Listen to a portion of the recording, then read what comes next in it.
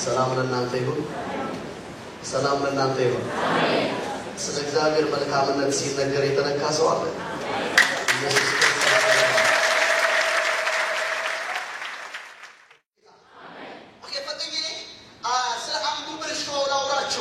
ዮሐንስ ራእይ ምዕራፍ 2 ቁጥር 18 ላይ ጌታ ኢየሱስ በእስያ ላሉት አብያተ ክርስቲያናት ለሰባቱ አብያተ ክርስቲያናት በማስጠንቀቂያነት ከሚናገራቸው ቤተክርስቲያን አንዲቷ ላይ ዛሬ ትኩረት አድርጌ እናገራለሁ። ዮሐንስ ራእይ ምዕራፍ 2 ቁጥር 18 ላይ ያቺን ቤተክርስቲያን ማናት?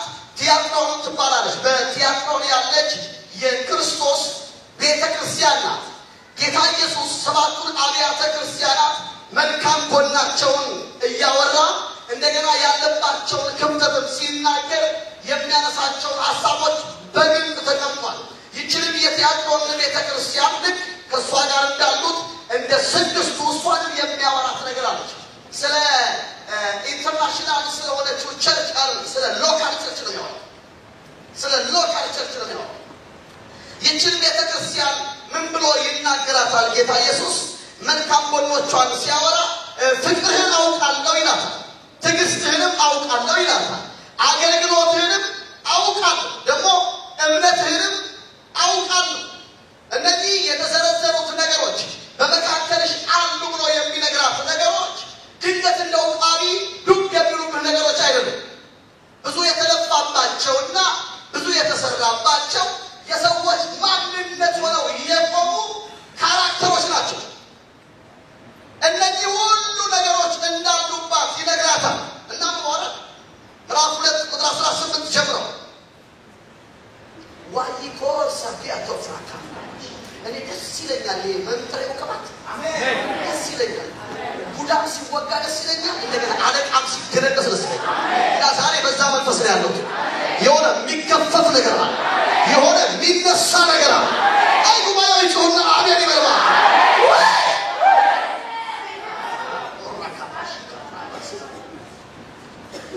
ይህች የቲያጥሮን ቤተክርስቲያን ብርቱ ጎኗን ጌታ ኢየሱስ እንዲህ እያለ ይነግራታል።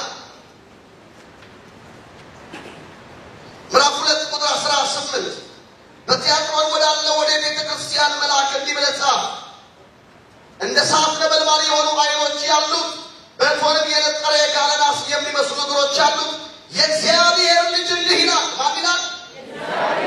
ስራህን፣ ፍቅርህን፣ እምነትህን፣ አገልግሎትህን፣ ትዕግስትህን ከፊተኛው ይልቅ የኋለኛው እንደሚበዛ አውቃለሁ።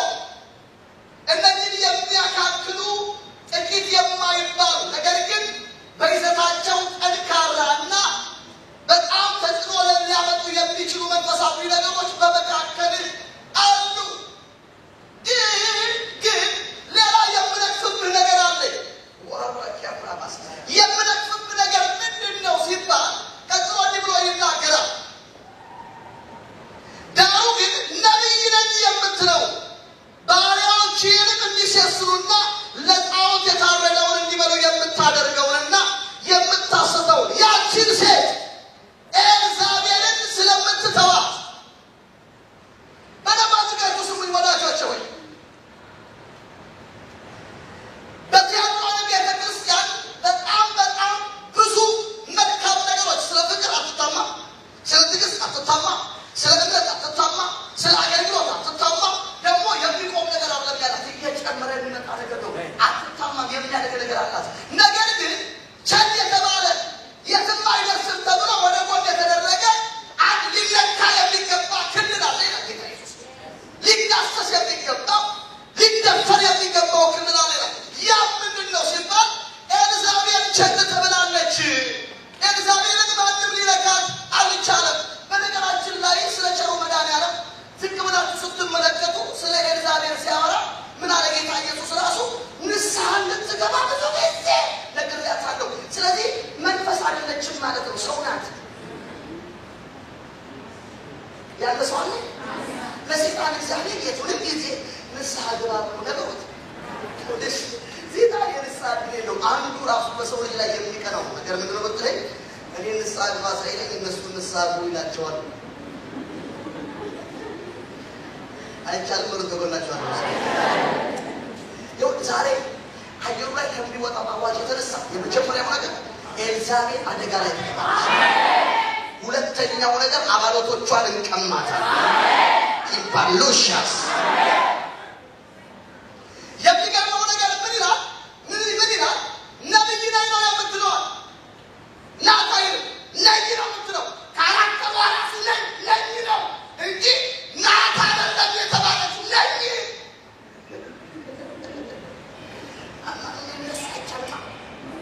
አይቻልም። በደንብ አድርጋ ስምቆዳለች።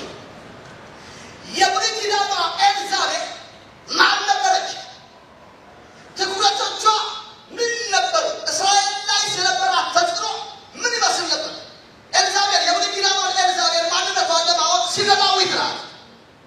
ሲዶና ማለት ደግሞ አስታሮትና በዓል የሚባል ጣዖት እስራኤልን ያገለበተና ያሳተ ጣዖት መገኛ ቦታ።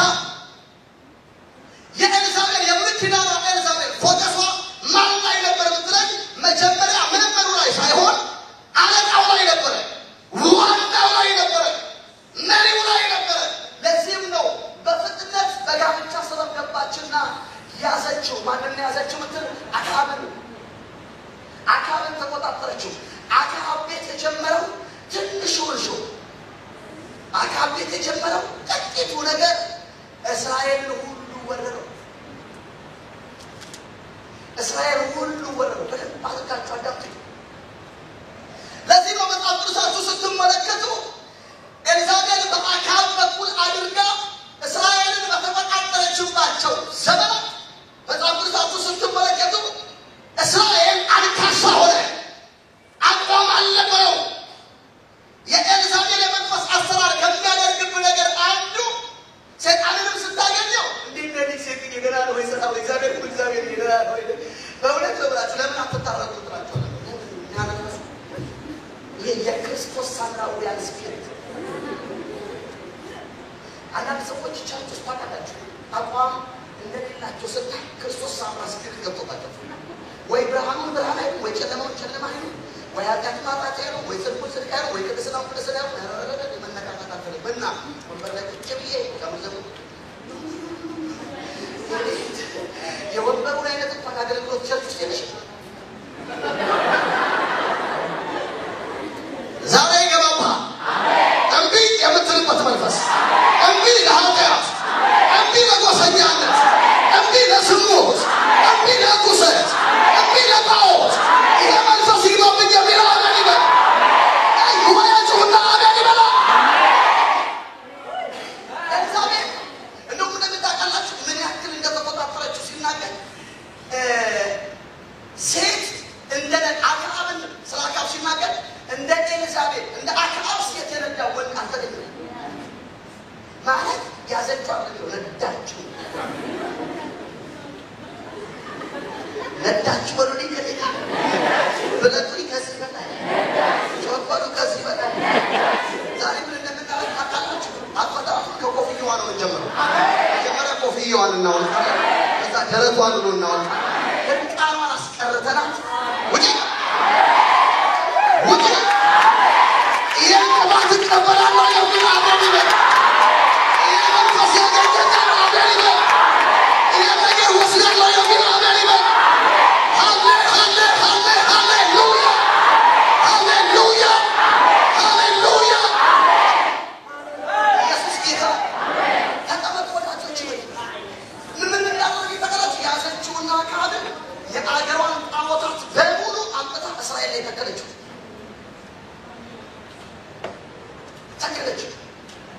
ስለዚህ አራት ትላልቅ ነገሮች ነው። አንደኛው እስራኤል አረከሰ።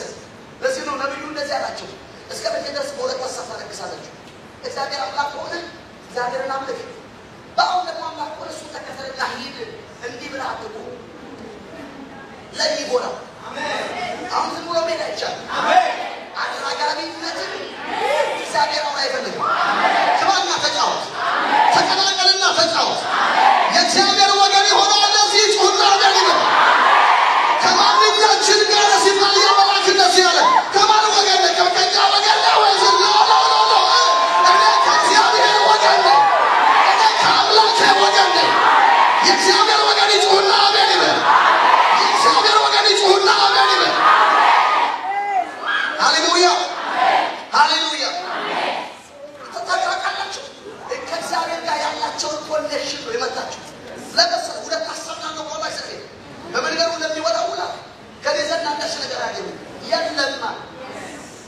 አቋም የሌለው ሰው ዛሬ ቅባት አይቀባም። የሐዋርያት ትልቅ ጉልበታቸው መሰለ ኮምፕሮማይዝ አለ። አሜን። ግብዞች አሉ። አሜን። አስመሳዮች አሉ። አሜን። ለዚህ ነው የሰው አገልጋይ ያልሆኑ ቁጥር ሐዋርያ ጳውሎስ ሲናገር የእግዚአብሔር አገልጋይ ሰው ነው። በሌላ አባባል የሰው አገልጋይ መሆን ኖሮ እግዚአብሔርን ደስ ማሰኘት አልችልም ነበር። የእሱን ፈቃድ ማገልገል አልችልም ነበር። የእሱን ሀሳብ ማገልገል አልችልም ነበር። ነገር ግን ሪፕሬዘንት ያደረኩትኝ አለ እግዚአብሔር ነው። አንዳንድ ሰዎች እንዲሉኛል ፓስተር መቼ ትደፋት ትገባበታለህ ያንድሮስ እኔ ያልገባሁበት ማን ይገባበት? አየህ ምን መሰለህ በጥበብ አድርገህ ውስጥ ምን መሰለህ ሳትነካካ ነው እንዲህ ብሎ ማለት አይቻልም።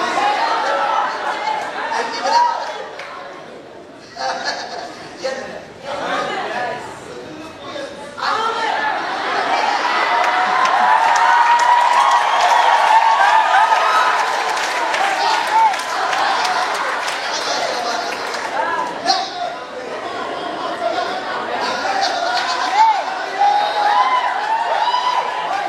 ኢየሱስ ጌታ ነው። ኢየሱስ ጌታ ነው።